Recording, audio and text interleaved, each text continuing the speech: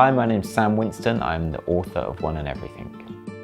One of the things that interests me about the picture book format is that you can read something and you can see something and you can do that simultaneously. And often the written word is going to be, you know, on a page and it's quite flat, and then the visual is something you stand back at and look as a picture. And I think I've always loved this idea that one sentence can go in this direction, yet the image can go in the other direction.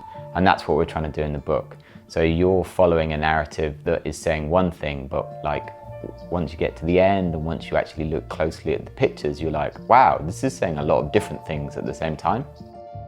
I think I've been messing around with words long enough.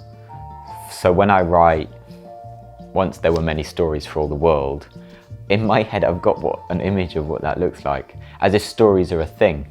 And I think that's particular to my type of brain, is that when someone says, oh, I'm into that book, or I'm into that story, or I'm into that sentence, that's very visual for me. Like the idea of like a sentence has kind of got, like a mean sentence has a look, right? A kind of like a joyful sentence has a feel to it, a joyful poem has a feel to it. And they're things that I have that kind of seem to have color and seem to have shape and form.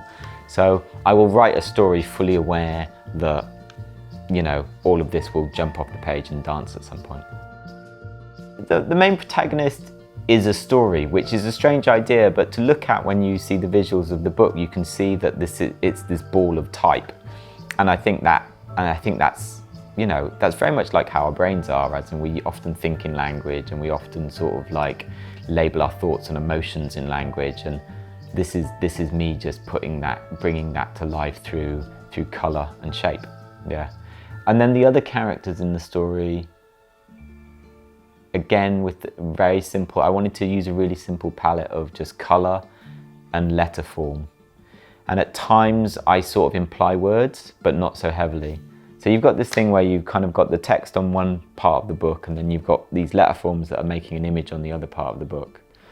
And I think when you first read the book, it really is, the divide is quite clear. I'm reading a story, here's some images, and you move through the book. But once you reach the end, there's something, I hope that it's nice that happens, when you suddenly go, oh, all those images are stories as well.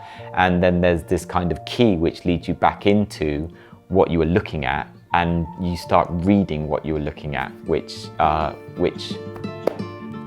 find magical.